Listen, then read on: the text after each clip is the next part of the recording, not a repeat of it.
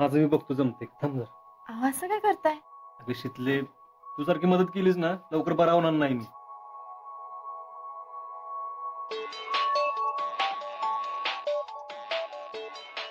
हो नफीसा मैडम. हाँ मैडम बोलो. तबीयत कैसी है अब? जी मैम ठीक हूँ अभी. टाइम टू टाइम मेडिसिन ले रहे हो? हाँ मैम. और एक काम करो, आता ते बँडेज काढायला काय हरकत नाही, तुम्हारे यहाँ के डॉक्टर से निकलवा लो. ठीक है मैम. आणि स्लिंग तुला गरज वाटेल तब तक यूज कर सकते हो. हाँ मैम. आणि अजून काय काळजी घ्यायला लागेल का? मेडिसिन कंटिन्यू करनी होंगी. ड्रेसिंग के बाद मुझे कॉल कर देना, फिर बात करते हैं. ठीक है मैम. बाय. काय म्हणल्या?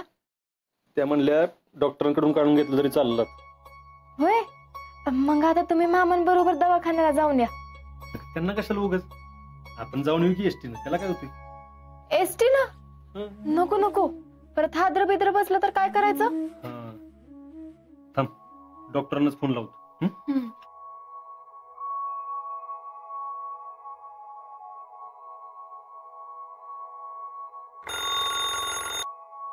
Hello doctor. हा अजिंक्य शिंदे बोलतोय. नमस्कार फौजी, काय म्हणताय? काय नाही, ते स्लिंग आणि बँडेज काढायचं होतं. कधी येऊ मग? ऍक्च्युली मी तिकडे एका व्हिजिटिंगला येणारच आहे, जाता तर येऊन जातो तुमच्याकडे. मग आला की फोन करा मला. Okay bye. काय म्हणले? अगं तेच येतो म्हणतो.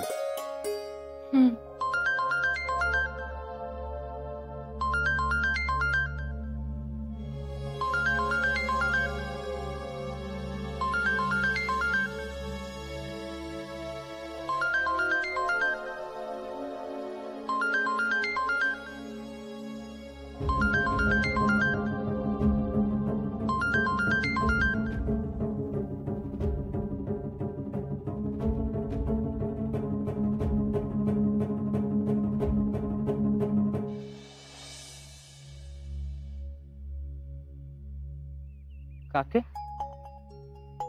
काय ग, काय झालं? अरे बघ की, कवापासून शेतीला फोन करतात, फोनच उचलना झाल्या. आता तुम्ही वागलायच तसे तर. आम्ही कोण काय परक आहे का?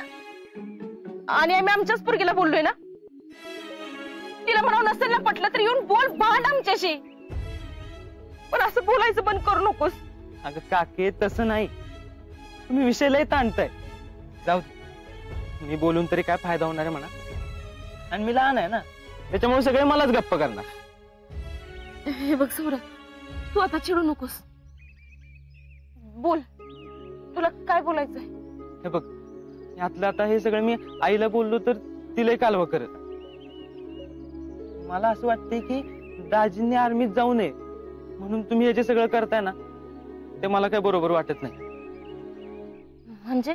अगं काके, तुला माहितीये का बाहेर फौजींना किती रिस्पेक्ट असतोय ते. मी कॉलेजमध्ये जातो ना, तर कॉलेजमध्ये प्रत्येक जण मला आज बिन विचारतात, कारण मी अजिंक्य शिंदेचा मेवणा आहे म्हणून. एवढंच नाही, आपल्या शितलीचा तो व्हिडिओ भाषण दिलेला तो बी बघत असतात लोक, आणि मला म्हणतात तुझी दीदी आणि तुझं दाजी लय डेअरिंग बाज आहेत. ते दोघं एवढे धीट होऊन वागतात, देशाचा त्यांच्या जबाबदारीचा एवढा विचार करतात, आणि तुम्ही असं स्वार्थी असल्यावर वागू नका. म्हणजे तू पण आम्हाला स्वार्थी म्हण? अगं तसं नाही. अरे सौर्या, माणसाच्या जीवाची काय किंमत असते कळतंय का तुला?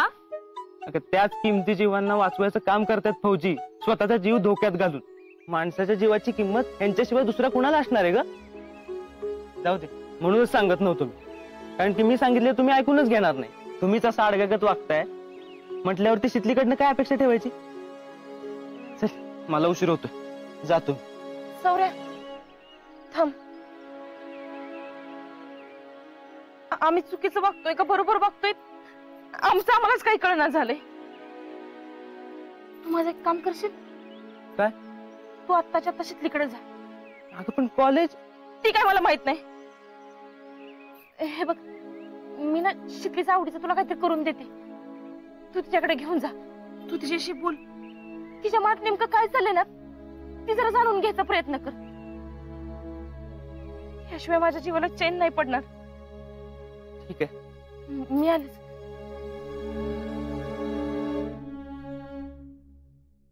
मन्या, ए मन्या, अरे आहेस का काय घरात? बोयते पाहुणं कुठं झालं गटून? हार गटून कुठे जातोय तवा? कारखान्यावर निघालो होतो दोघं बी. उद्या जरा रानात नांगरट करायची होती, म्हटलं मन्या आहे का बघावं. का परत हळद लावता का काय? आता परत कशाला हळद, आधीची डिगभर पडू नये. आमची पण तीच बोंब आहे. नाहीतर काय, रेट कुठं आहे तवा? आणि हळद करायची का काय करायची ती नंतर बघू. आधी रान तरी पलटी करून घेतलं पाहिजे का नाही? घ्या घ्या घ्या. बर फौजीची तब्येत काय म्हणते आता? आता बरी आहे. आजाला म्हणावं लवकर बरा हो, आणि बरा होऊन चांगला धडा शिकवते अतिरेक्यांना.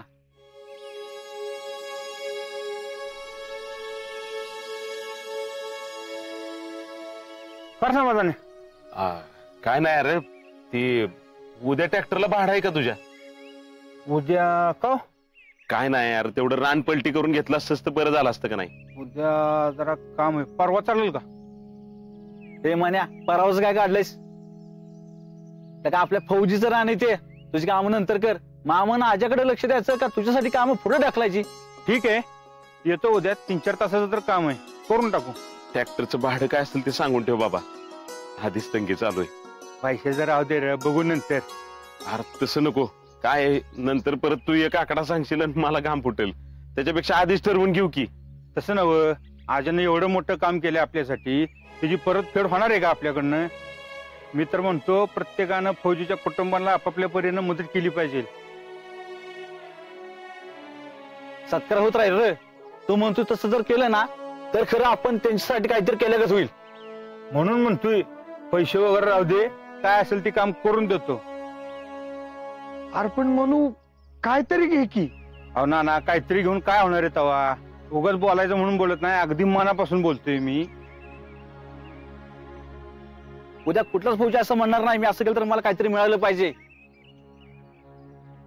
मग नाहीतर काय, आता तब्येत कशी आहे त्याची? तसा तो वाघच आहे, एक गोळी चाटून गेली काय म्हणून खचतो का तो? परत कधी जाणार आहे? रात्री नीट बरा तर होती त्याला, मग जाईल म्हण. बर येऊ का मग? उद्या येतोच. चालतंय. नाना मामा घरा टाकतो चक्कर, येऊ का?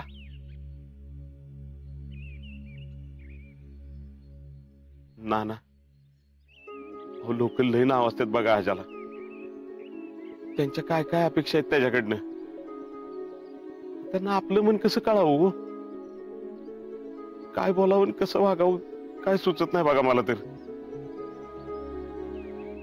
शिवाजी जन्मावा पण शेजारच्या घरात अशी गत आहे बघ. लोकांना आपलं दुःख कुठं दिसतंय तवा?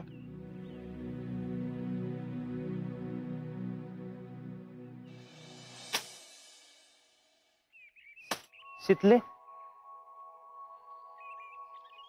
सौर्या, तू इथं अचानक कसा काय? सहजच आलो होतो. काकीनं नाहीतर आईनं पाठवलंय ना तुला? नाहीतर तू कसला येतोयस? हे दिलंय तुझ्यासाठी, आणि फक्त हे द्यायला म्हणून नाही आलो, मला जरा भेटायचंच होतं तुला. कशाला रे? हेच सांगायला की घरात जे आता चाललंय ना ते मला अजिबात पटत नाही. हे बघ सौर्या, तू इतरांची बाजू घेणार असशील तर मला अजिबात नाही तसं नाही. मला बी असंच वाटतंय की त्यांनी परत जावं आर्मी. आणि मी बी आहे तुमच्या बरोबर. अगं जवान आहेत म्हणजे एवढं तर होणारच ना, आणि तेवढ्यासाठी म्हणून काय घाबरून जायचं असतंय का? अजून लय मिशन करायचे माझ्या दाजींना. खरं सांगू, घरातले जेव्हा तुझी बाजू घ्यायचे ना तेव्हा लय राग यायचा मला तुझा. एकुलती एक पोरगी म्हणून लय लाड व्हायचा तुझा. त्यात मी धाकटा आणि तुझ्यापेक्षा लहान पोरगा असून माझे लाडच व्हायचे नाही. कदाचित माझा बालिशपणाच होता तो, पण आता मला कळाले यावेळेला ना तुमच्या दोघांची बाजू पक्की आहे. तू माझी मोठी बहीण आहेस ना, त्याचा अभिमान आहे मला. कारण एवढं सगळं होऊन तू जरा बी हल्ली नाहीस ग.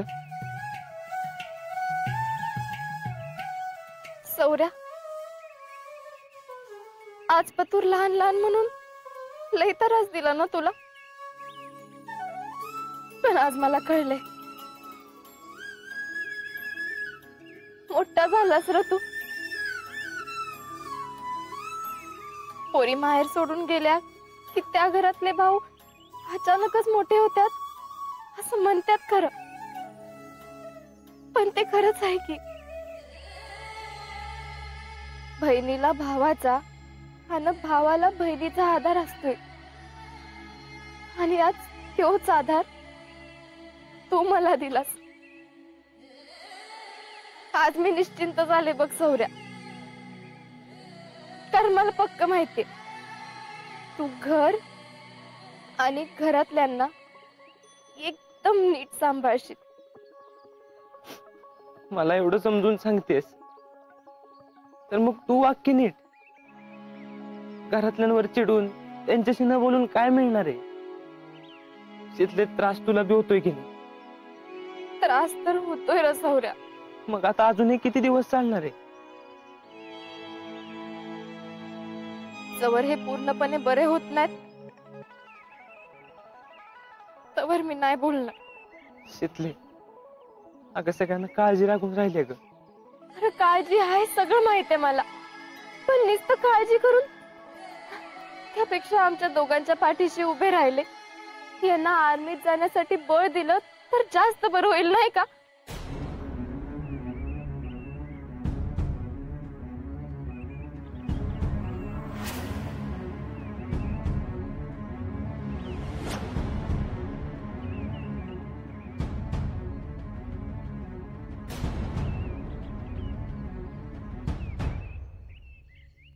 बघ बाई, तुला जसं वाटेल तसं कर.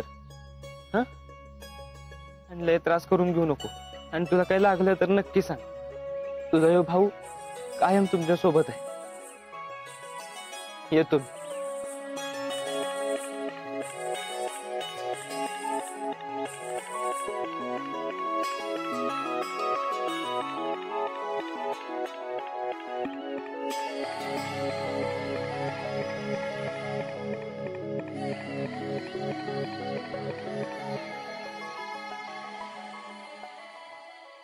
मग काय झालं? अरे डॉक्टर साहेब, या या या, नमस्कार. नमस्कार. कसं काय येणं केलं आमच्या घरी? अहो, फौजींचाच फोन आला होता. ते ड्रेसिंग काढायचं होतं ना. ते म्हणाले मी येतो. म्हटलं कशाला येत आहे? मी येतोच तुमच्याकडे. हे बाकी तुम्ही भारी केलं बरं का. म्हणजे फौजीनं तिकडे बोलवण्यापेक्षा तुम्ही इकडे आला, लयच भारी. Very good. शीतल, अजिंक्य, ते डॉक्टर आलेत, ड्रेसिंग काढायचे म्हणतात. डॉक्टर आलात व्हय तुम्ही? मी यांना घेऊन येते. येतील ते. बसा. हो बस.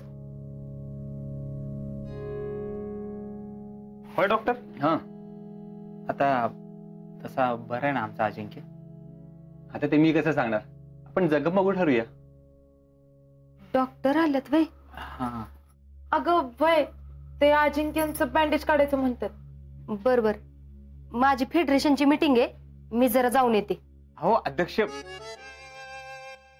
आता कसल्या मिटिंगा फिटिंगा करत बसलाय? हा, फौजीची जखम किस्ती खोलवर गेली तेवढं बघून जावा. थांबा. बघा आपले फौजी. नमस्कार. नमस्कार. काय म्हणजे तब्येत? हाय आता बरे. आणि डॉक्टर साहेब, तुम्ही कशाला आला? मी आलो असतो की. अरे नाही नाही, तुम्ही फौजी आहात म्हणून तर आम्ही आहे.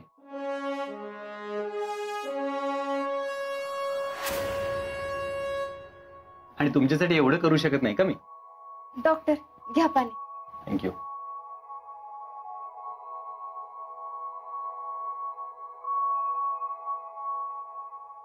बरं अजिंक्य, तिकडच्या डॉक्टरांशी बोलणं झालं ना तुमचं?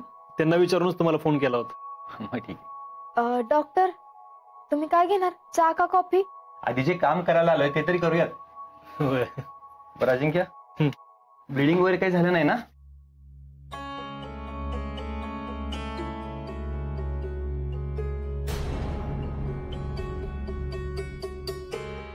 नाही, परत काय नाही झालं.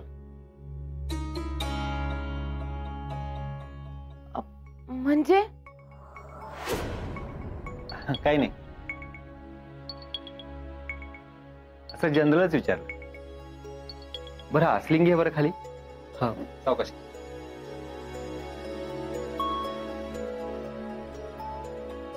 डॉक्टर, आता बरा झाला असेल ना हात फौजींचा? आपण बघूया, जखम बघून ठरवू. यांनी एवढी काळजी घेतली म्हणल्यावर तसं काही टेन्शन नसेल.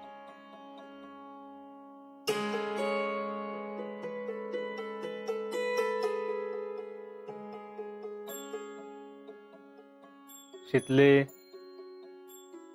अगं नको टेन्शन घेऊ, बरा आहे हात.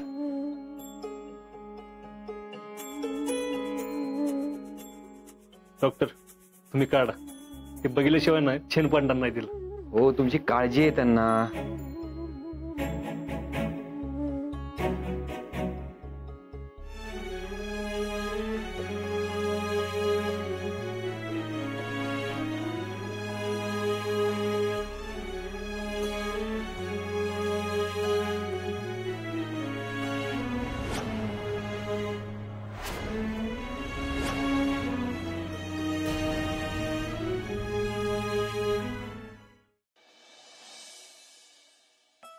जखम बरी आहे.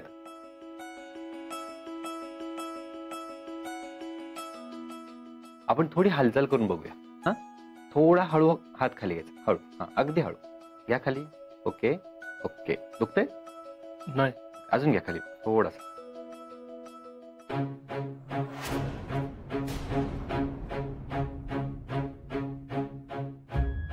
अहो, दुखतंय का? नाही, थोडीशी कळ मारली. थोडा सरळ करून बघूया आपण.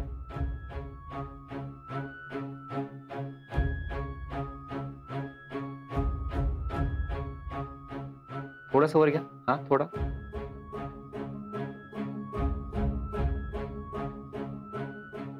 थोडं. हा, हळू.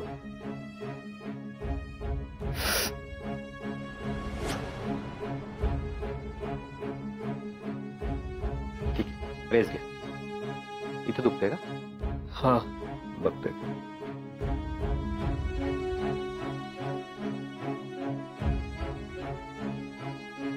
मला नाही वाटत हात यापेक्षा जास्त सरळ होईल म्हणून.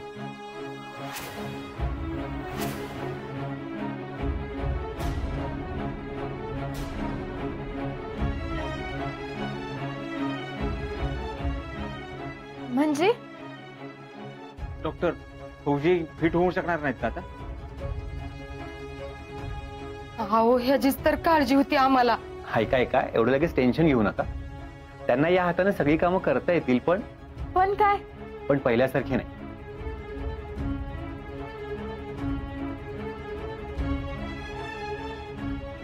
म्हणजे आर्मीत जाऊन सीमेवरती लढाई वगैरे करण्यात पद हात फिट नाही.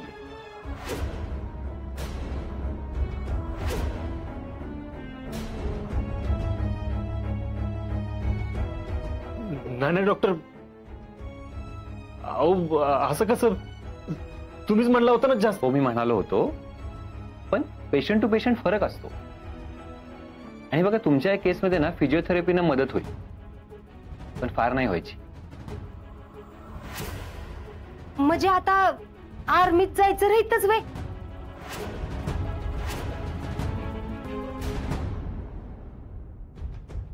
मी कसं ठरवणार? मी जी परिस्थिती आहे ती सांगितली. सॉरी टू से, पण एखादा चमत्कारच हात सरळ करू शकतो.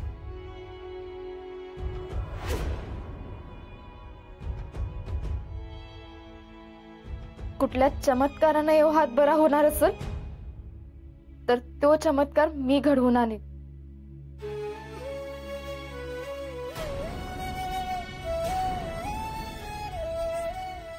अजिंक्य, तुम्ही परत सीमेवर जाणारच.